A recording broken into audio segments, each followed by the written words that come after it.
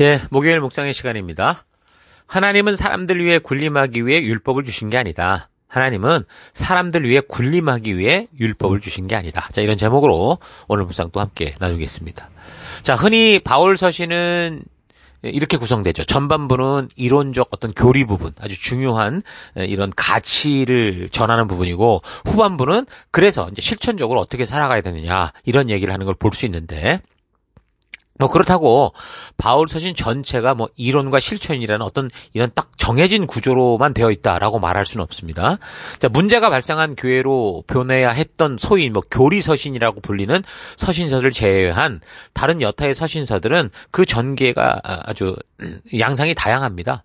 특히 지금 우리가 살피고 있는 빌립보서는 어떤 특정 교리를 아예 다루고 있어 보이기까지 하죠.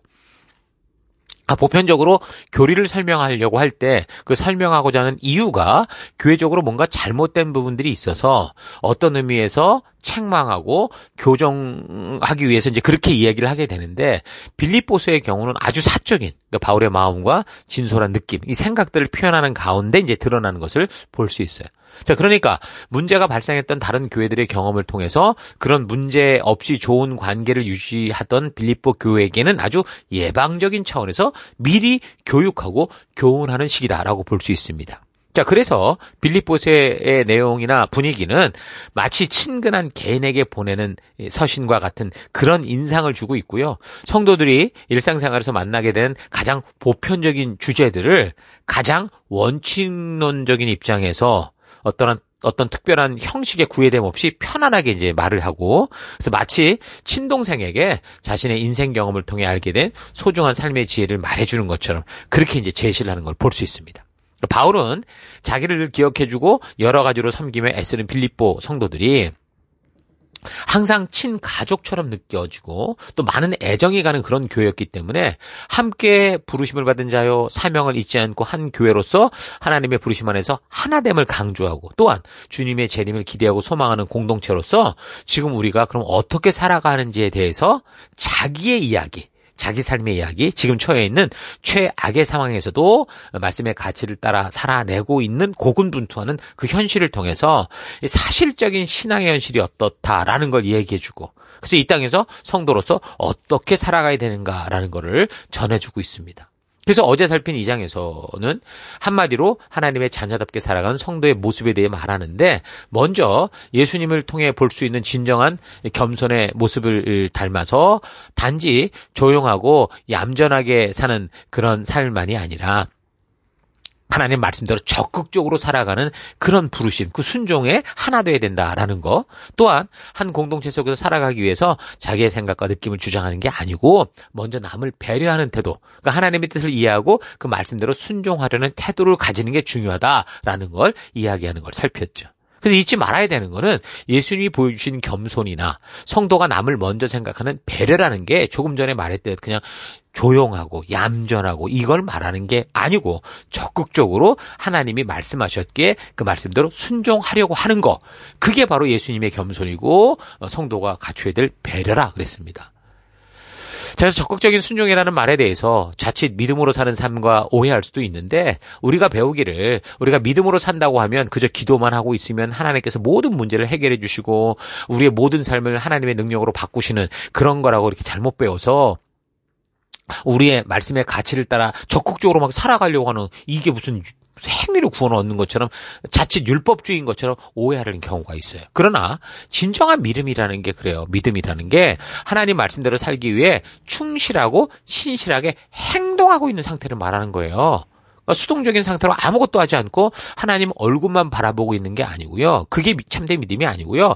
하나님이 그의 백성들에게 이리 살자, 이렇게 가자라고 말씀하셨기에 그 말씀 따라서 아주 긍정적이고 상당히 적극적으로 행해가는 거, 그게 진정한 믿음이고 바른 순종이다라는 거 잊지 말아야 됩니다. 그래서 바울이 믿는 자들에게 전하는 말씀의 대부분이 하나님의 백성답게 살기 위해서 성도로서 행해야 되는 그런 일에 대해서 구체적으로 말하는 걸 볼 수 있어요. 그래서 바울은 믿음으로 살아가는 것을 강조하면서 그 믿음으로 살아가는 방법으로 성도들이 하나님의 말씀을 그대로 적극적으로 순종하며 살아가야 된다라는 걸 말해주고 있죠.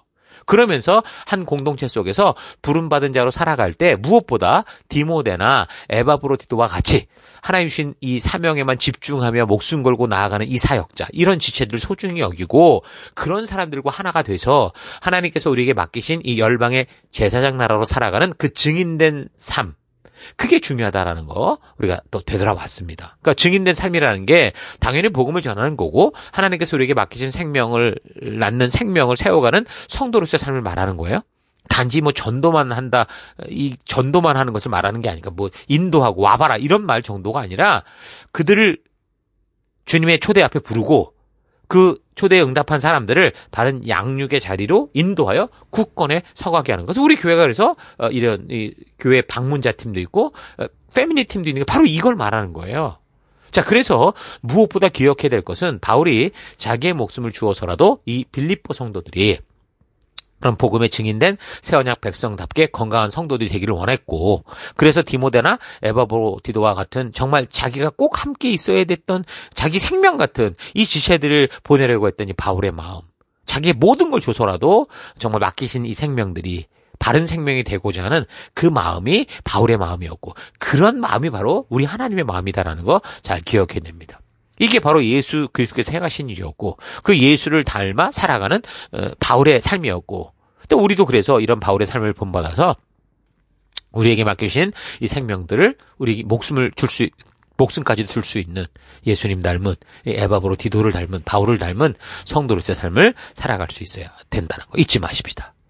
자, 그리고 이제 이어서 이제 3장에서는 선교 지역 어디를 가도 늘 있던 이 문제거리, 할례당과 같은 율법주의자들에 대해서 좀 격한 표현을 쓰면서, 그러니까 개들을 조심해라라고 할 정도로 이 교회를 자꾸 부르신 증인의 사명에서 빗나가게 하는, 혼란에 빠뜨리는 이런 것들을 경계케 하고, 그래서 하나님이 부르신 사명, 표대를 향해서만 부르신 목적대로만 달려가야 된다라고 이야기를 합니다. 그 당시 율법주의 문제는 참 심각한 문제였어요. 지난 시간 골로새서나 에베소서를 통해서 다룰 때 이야기했던 것처럼 그 시대 문화나 종교, 이단 사상들이나 신비주의 같은 이런 분위기들은 어떤 한 도시의 문제가 아니었어요. 그 시대 모든 지역의 패권을 가진 로마가 다스리고 그 로마의 정신으로 자리 잡고 있는 헬라 문화가 중심인 곳에는 늘 그렇게 있었던 위험들이었고, 또한 유대인들이 퍼져 있는 곳곳에서 발생하는 율법주의적 인과율의 법칙에 의해서 인간의 노력과 구원을 얻고자 하는 종교 율법주의와 같은 이 금욕주의 같은 게 섞여가지고 상당히 겉으로 볼 땐 그럴듯해 보이는 종교적 냄새를 피우는, 사람들을 쉽게 그렇게 마치 종교에 하나 되게 하는, 그래서 하나님의 결국은 부르심의 목적을 잊어버리게 하는 그런 함정이 있었던 거죠. 지금도 뭔가 종교 속에 자기가 하고 싶은 대로 살아가는 이런 세상과는 달리 뭐 종교, 그럼 뭔가 금식, 금욕, 절제가 있어 보이죠. 그러면 상당히 종교적이다 이렇게 보는 경향이 있습니다. 교회를 잘 다니든 절을 잘 다니든 사람들이 뭔가 자기가 하고 싶은 대로 그렇게 살아가는 걸 보면 세상 사람들도 그런 종교인을 진정한 종교인으로 보지 않고 뭐 날라리다 그렇게 생각을 하죠. 그러니까 절제와 금욕 이런 게 없으면 다 날라리로 봅니다. 반면에 자기들처럼 원하는 대로 하지 않고 자기를 절제하고 금욕하는 종교인들을 보면 어쩌면 저들은 진짜일 거야 그렇게 생각하는 그런 경향이 강합니다. 오늘날 교회 안에서도 그 교회가 성도들을 자꾸 금식하게 하고 예배당에 자주 불러 모으고 밤새 기도시키고 새벽으로 기도하게 하면 뭔가 이 교회는 상당히 영적이고 거룩하게 하나님의 뜻을 추구하며 살아가는 그런 교회라고 생각을 합니다. 그래서 마치 절에서 스님들이 늘 절제된 삶을 살면서 누군가를 위해 목탁두리며 중보하며 기도하듯이 교회의 목사나 리더들이 그렇게 해야 된다고 생각하는 경우가 많아요. 그런데 우리가 잘 기억해야 되는 것이 지금 사도 바울이 그렇게도 지금 할례당과 그런 율법주의자들과 싸우고 있는 게 바로 이런 생각 때문이었다라는 걸 기억해야 됩니다. 율법주의라는 말이 성경에 나오진 않아요. 그런데 바울이 소위 우리가 말하는 율법주의를 극도로 경계하면서 성도들로 하여금 그런 종교적 함정에 절대 빠지지 말게 한 거는 바울 자신이 그렇게 유대인으로 태어났을 때 하나님이 주신 사명이 아니라 유대 종교 율법주의에 심각하게 얽매였던 삶을 살았었기 때문이죠. 그러니까 바울은 이런 종교 율법적인 삶에 대해서, 그러니까 오늘날 절간에서 스님들이 공양 바치고 기도를 부탁한 사람들과 또 죽은 사람들에서 끝없이 기도하고 또 교회 같은 곳에서는 뭐 365일 기도를 단 1초도 끊겨서는 안 된다라고 하면서 그래서 하나님의 마음을 감동시켜서 자신들이 바라고 기대하는 바를 이룰 수 있다. 이런 식으로 막 끊임없는 연착 기도를 시켜가면서. 그러니까 종교 율법적 그 함정에 대해서 사도 바울은 정말 강력하고 단호하게 그가 겪어왔던 자기 삶을 간증으로 그 잘못된 거다라고 밝히고 싸우고 있는 거예요. 그러니까 시내산 언약을 통해 열방의 제사장 나라가 되었을 때 이집트도 아니고 가나안 법도 아닌 하나님이 직접 율법을 제정하여 주신 하나님의 의도를 알고 하나님의 백성답게 살아야 되는데 그런 하나님의 의도를 상실한 채 하나님의 말씀이 세상의 종교와 같은 차원으로 떨어져서 율법이 종교적 규칙이 돼서 그 율법을 주신 하나님의 뜻과는 전혀 상관없이 이렇게 해야만 하나님과 관계가 유지되고 하나님의 자녀가 될 수 있다라고 생각하는 거. 이건 큰 문제라는 거예요. 이건 교회에서 잘 분별해야 될 문제거든요. 자, 그러니까 이런 사실을 잘 보면 하나님께서는 우리가 종교적 굴레에 얽매여 살지 않고 하나님이 창조하신 이 세계 속에서 그가 주신 참된 자유를 누리며 행복하게 살기를 원하시는 분이다라는 걸 확실하게 알 수 있어요. 종교를 위해서 율법을 주신 게 아니라 창조의 백성답게 진정으로 자유로운 한 인격이 되어 행복하게 살 수 있도록 주신 게 율법입니다. 그래서 얼마 전 세계를 고립으로 몰아넣었던 그 코로나 바이러스로 인해서 지금 교인들이 강제적으로라도 지금 교회당으로 모이지 못하게 됐고 그래서 교회 일들에서 억지로라도 좀 멀어졌었어요. 그러면서 이제 우리는 생각하게 됐죠. 교회가 뭐냐? 성도가 뭐냐? 아주 깊이 생각하는 시간이 됐었는데 하나님이 일부러 무슨 이런 고립의 시간을 만들려고 코로나 바이러스를 보내진 않았겠지만 인간이 만들어낸 이런 최악의 인재의 시간 움직일 수 없는 시간을 통해서 하나님께서는 진정으로 하나님이 원래 의도하셨고 바라셨던 하나님의 나라, 하나님의 교회, 하나님의 그 뜻에 대해서 알리는 그런 기회로 삼았다고 봐요. 그러니까 사람들이 스스로 마음에 안심을 하려고 하나님의 이런 마음을 종교적 규제와 틀로 그렇게 만들어서 뭐 여기 나와라 저기 나와라 이거 해라 저거 이랬던 거지. 하나님은 오히려 우리로 하여금 그런 거 다 떼내고 정말 자유롭게 하나님이 창조하신 이 세계를 누리며 살아갈 수 있기를 원하시는 분이다라는 걸 분명하게 알 수 있는 겁니다. 유대인들은 태어나면서부터 그런 율법주의 아래 살았어요. 태어난 지 8일만 되면 할례를 받았고 안식일은 늘 철저히 지켰고 하나님의 율법을 외우게 했고 때가 되면 수시로 금식시켰고 각종 제사 절기를 철저히 지키면서 이것이 하나님이 원하셨던 이런 삶이다라고 생각해서 그런 식으로 하나님과의 관계를 끊지 않기 위해 평생을 살아왔던 거예요. 그래서 유대 기독교인들이 나사렛 예수를 메시아로 받아들인 후에도 그렇게 평생 유대 전통 속에 살아왔던 할례나 안식일이나 금식이나 절기들을 한순간도 버리지 못하는, 아니 그걸 자유하기 위해서 하나님이 오셨는데 그걸 버리지 못하는 삶을 살았죠. 그러니까 우리들이 예수 믿기 전의 습관을 한순간에 버리기 어려운 것처럼 유대인들은 평생 동안 자기들의 정신과 생활 방식을 지배해온 율법의 의식에서 즉시 벗어나지 못했을 겁니다. 어쩌면 오늘날 성도들이 말씀으로 은혜를 받을 때 가장 먼저 하나님의 말씀대로 바르게 살고자 하는 그런 절제의 노력을 하는 것처럼 예수를 믿게 되는 유대인들도 지금 하나님이 성취해 주신 이 새 언약을 생각하고 감사할 때 더 신실한 마음으로 율법을 이전보다 더 잘 지키려고 했을 수도 있어요. 지금 우리는 이방인으로 살다가 예수 믿은 사람들이라 율법적 습관을 따라 살려고 하는 경향은 거의 없어요. 본능으로 자꾸 쫓아나가고 세상으로 가서 문제지. 자, 그래서 율법주의라는 결국 이 하나님의 뜻을 잘 지키겠다고 하면서도 하나님의 뜻을, 의도를 부정하게 하는 그 심각성을 바울이 아주 심각하게 다루는 마음을 잘 느끼지 못할 겁니다. 우리는 예수 믿기 전에도 할례를 꼭 받아야 된다, 안식 지켜라, 금식해야 된다, 무슨 어떤 절기를 지켜라, 정결의식을 해봐라, 이런 적이 없어요. 자, 그래서 이런 비슷한 상황을 우리의 삶에 예를 들어보면 우리도 태어나고 평생을 살아온 가족과 사회, 국가 속에서 아주 익숙해진 풍속들이 있는데, 예를 들면 명절만 되면 제사상에 절하는 것과 같은 그런 일이나, 또 회사에서 어떤 큰 일을 하기 전에 고사 지내면서 돼지 머리에다 돼지 코에다가 돈 꽂고 절한다던가, 새 차를 사도 그러고, 새살을 사도 그런 고사 지내고, 심지어요, 새로운 전산실을 만들어서 최신식 컴퓨터를 사용하기 전에도 그 전산실 앞에서 고사 지내는 걸 봤어요. 또한 회사에서 회식을 하거나 집안에서 잔치할 때 항상 술자리에서 나이 먹은 윗사람이나 계급 높은 상사들이 따라주는 술을 마시는 그런 일들이 있는데, 그러니까 이런 상황에서 이런 사회적 풍토, 이런 가족적 풍토들이 하나님의 말씀에 분명히 어긋난다고 생각하기 때문에 그것을 그 자리에서 거절하는 거에 대해서 굉장히 막 갈등이 막 생기는 걸 느낄 겁니다. 그러니까 유대인들이 율법주의를 쉽게 벗어나지 못하고 자꾸 얽혀매이는 이유가 바로 이런 거하고 같아요. 유대인들로 태어나면서부터 율법적인 규례를 지키고 절기를 지키는 거는 저들의 민족의 풍습이었고 가정의 풍습이었고 그 나라적으로 소중하게 여기고 생명처럼 지켜온 거기 때문에 이제부터 예수를 믿기 때문에 갑자기 안 한다라고 하는 거는 다른 사회적 재질을 떠나서 자기 자신이 먼저 뭔가 하나님과의 관계가 단절되는 것 같고 내가 살아온 것을 완전히 부정해서 자신의 존재감을 이루는 것 같은 그런 느낌이 들었을 거라는 거죠.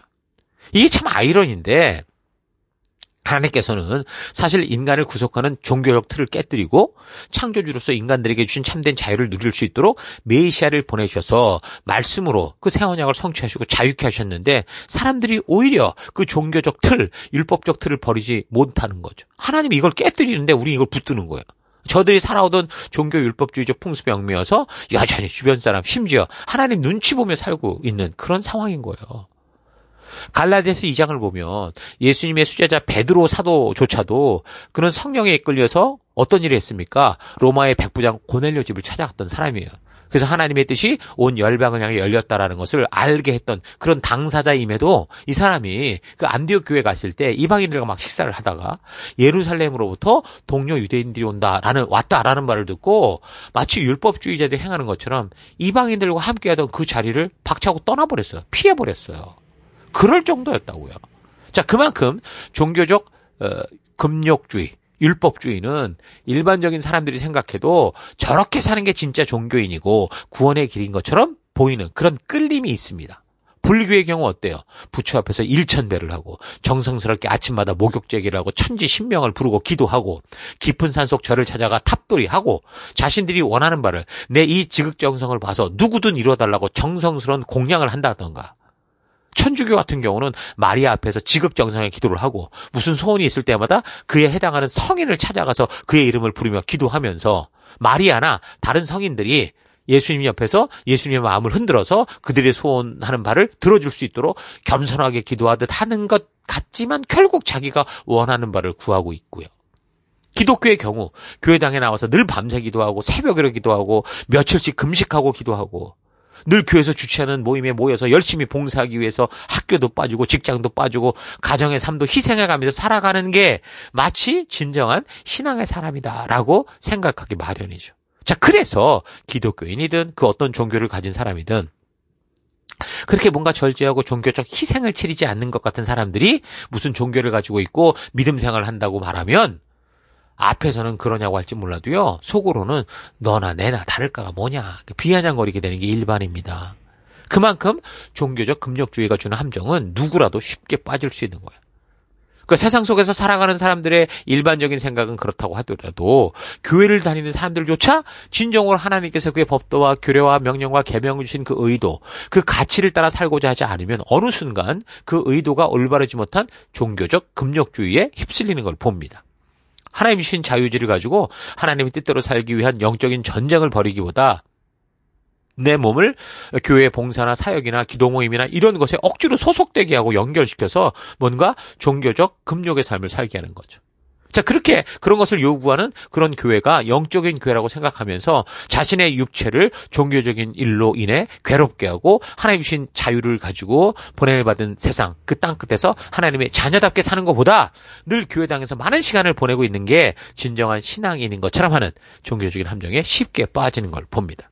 그래서 바울 자신도 자기도 그런 인간이기 때문에 순간순간 복음의 증인으로 부름받은 사명을 바르게 되새기지 않으면 이런 종교적인 금욕주의나 철학적인 함정에 저절로 빠져줄 수 있다라는 걸 알았기 때문에 자기도 날마다 그리스도만 바라보고 표대를 향해 부르심을 향해 따라 달려가는 그런 노력을 하고 있다라는 거를 얘기를 해요. 3장 12절에서 14절에.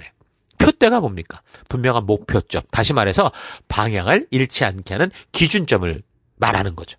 그러니까 바로 하나님 주신 법도와 규례와 명령과 계명이 담긴 이 하나님의 말씀, 하나님의 의도를 잊지 않는 삶을 살고자 하는 그 태도, 표대를 향한 게 바로 이런 걸 말하는 거예요. 말씀을 향해 서는 거.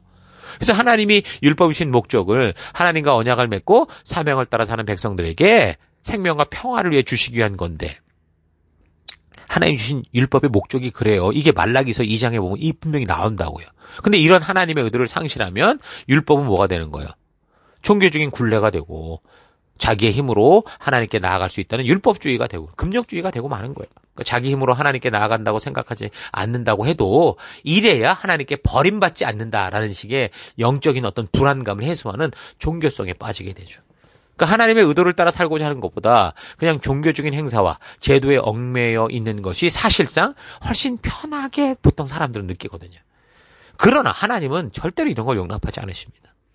이거 누누이 말하지만 이사야 선지자를 통해서 외친 하나님의 말씀을 보면 너무도 확실하게 알 수 있어요. 이사야 1장 12절에서 17절. 너희가 나의 앞에 보이러 오긴 하지만 누가 너에게 그걸 요구했니? 나의 뜰만 밟을 뿐이다. 다시는 헛된 재물을 가져오지 마라. 다 쓸모없는 것들이다. 분양하는 것도 나에게 역겹고 초하루와 안식일과 대회로 모이는 것도 참을 수 없고 거룩한 집회를 열어놓고 못된 짓도 함께하는 것을 내가 더 이상 견딜 수 없다. 나는 정말로 너희의 초하루 행사와 정한 절기들이 싫다. 그것들은 오히려 나에게 짐이 될 뿐이다. 그것들을 짊어지기에 내가 너무 지쳤다. 너희가 팔을 벌리고 기도한다고 해도 나는 거들떠 보지도 않겠다. 너희가 아무리 많이 기도한다고 해도 나는 듣지 않겠다. 너희 손에 피가 가득하다. 너희는 씻어라. 스스로 정결케 해라. 내가 보는 앞에서 너희 악한 행실을 버려라. 악한 일을 그치고 옳은 일을 하는 것을 배워라. 정의를 찾아라. 억압받는 사람을 도와줘라. 고아의 송사를 변호해주고 과부의 송사를 변론해줘라. 그러니까 하나님의 율법을 주신 의도를 따라 살아가라고 일관하시는 거예요. 자, 그래서 바울은 빌립보서 3장을 통해서 우리가 하늘에 속한 백성, 하나님 나라 시민권을 가진 백성으로서 하나님의 말씀 속에 담긴 이 의도, 하나님의 뜻대로 살아가는 그런 존재다라는 사실을 상기시키면서 하나님께서 우리를 부르신 그 부르심에 합당한 삶을 살아가자. 그렇게 권고를 하고 있는 겁니다. 자, 그래서 오늘 하루 우리도 나는 날마다 정말 하나님의 말씀을 묵상할 때 그 말씀 안에서 하나님의 말씀하시는 그 의도를 만남으로 종교적인 함정이나 세속의 함정에 쉽게 빨려 들어가지 않고 부르신 길에 굳건히 서고자 그렇게 집중하고 있는지, 아니면 어느 순간인가 종교적인 율법주의에 얽매여서 억지로 교회를 감당하거나 또는 아예 하나님의 부르심을 외면한 채 세속 가운데에서 그저 매일 먹고 살아가는 일, 좀 더 많은 것을 벌어들이고자 하는 일에만 몰두한 채 하루하루 보내고 있지 않은가 좀 되돌아봤으면 좋겠습니다. 사도 바울이 믿음으로 살아가는 삶, 하나님의 의도를 따라 살아가는 삶에 대해 자주 강조하는 거는요, 사람들이 하나님께서 그의 백성된 자녀들에게 하나님의 자녀답게 살아가는 하나님 나라의 백성으로서의 도리를 주셔서 하나님이 창조하신 그의 백성들에게 주시고자 했던 생명과 축복을 누리며 살 수 있게 한 율법을 자신의 힘과 능력으로 구원을 받을 수 있는 방법, 종교적으로 자기를 만족케 한 방법으로 사용하기 때문이었던 거예요. 그 종교적인 삶을 살아가는 게 하나님의 말씀을 통해 하나님의 의도를 알고 그 뜻대로 살아가고자 하는 삶보다 훨씬 쉽죠. 보이는 우상들을 만들어 놓고 정성스러운 제물 드리고 절기 되면 거기 찾아가고, 예를 들면 매주일 교회 찾아가고 거기 절하고, 자신의 노력을 조금 보태서 금욕적 행위를 하면서 자신의 소망을 원하는 것은 아주 쉬운 일입니다. 매일 새벽 일찍 일어나서 목욕제기하고 천지신명 불러가며 자신이 원하는 것을 아뢰고 기도하는 것은 일반적인 사람 눈에는 굉장한 열정과 정성이 필요한 대단한 일처럼 보이지만 사실 이런 거는 사람이 절실하잖아요. 누구라도 할 수 있는 일이에요. 그러나 이 땅을 살아가면서 어떤 상황과 환경을 만나게 된다고 해도 하나님께서 말씀을 통해 주신 창조주의 의도를 알고 그 뜻에 합당하게 살고자 하는 거 쉽지 않습니다. 우리는 보이는 세상 속에 사는데 보이지 않는 것을 추구해가는 거 쉽지가 않죠. 우리 눈에는 보이지 않으나 하나님이 뜻하시는 바가 무엇인지를 분명히 알기에 세상 모든 사람들이 당연한 듯이 행하며 살아가는 것을 나 혼자 하지 않고, 또 세상 사람들이 도저히 이해하지 못할 하나님의 뜻을 따라 나 혼자라도 살아가는 길을 걸어가는 거 쉽지 않죠. 그래서 사람들은 말씀과의 동행의 삶보다 종교적인 삶을 택하는 거예요. 누가 봐도 종교적이어 보이는 미신과 샤머니즘을 따라 그렇게 행동하는 게 훨씬 쉽고 간단하기 때문이죠. 그래서 하나님의 말씀을 맡았던 유대인들도 그 하나님 주신 말씀 속에 있는 하나님의 의도가 그게 아니라, 의도를 따라가는 게 아니라 종교적 행위, 율법주의를 만들어서 그렇게 신봉하게 되는 거예요.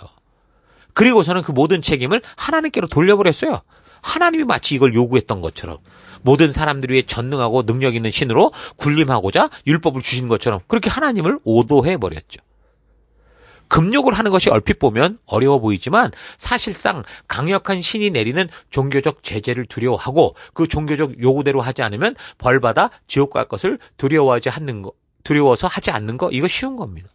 오히려 하나님이 주신 자유의지를 가지고 하나님의 뜻이 무엇인지를 알기 때문에 내 본능이 원하고 모든 사람이 다 추구하며 달려가고 있어도 하나님의 의도를 따라 살고자 자기를 절제하고 하나님 백성답게 살아가고자 하는 거, 이게 훨씬 어려운 일입니다.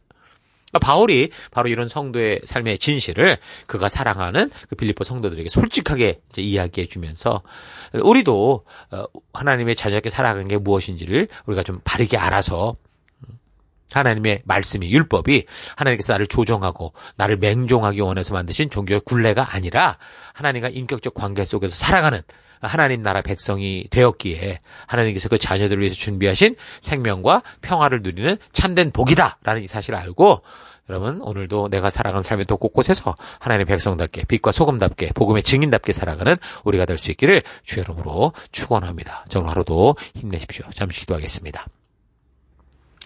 사랑의 하나님, 모든 인간들 위해 군림하는 신이 되어서 사람들이 신을 숭배하는 종교적인 삶을 살게 하시려고 율법을 주신 게 아니고 하나님의 자녀답게 하나님과 인격적 교제가 가능한 존재로 살도록 하나님 백성답게 사는 도리를 주셨는데, 이런 하나님의 의도를 외면하고 그저 종교적인 행동만 하는 식으로 이상한 우상을 만들어 살아왔던 것, 금송아지를 만들며 살아왔던 것 회개합니다. 용서해 주옵소서.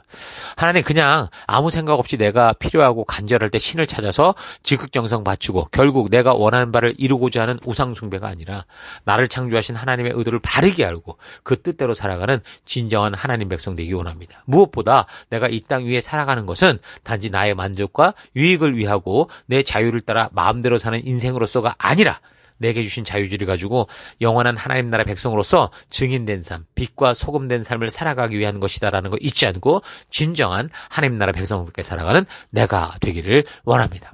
하나님, 정말 오늘 하루 또 살아갈 때 하나님께서 나를 군림하기, 내 위에 군림하기 위해 존재하는 신이 아니라 나와 동행하는 나의 친구 같은 분이라는 거 잊지 않고 주의 말씀과 의도를 따라 기꺼이 걷는 오늘 하루 될 것을 또 결단드리고 감사하며 예수님 이름으로 기도했습니다. 아멘.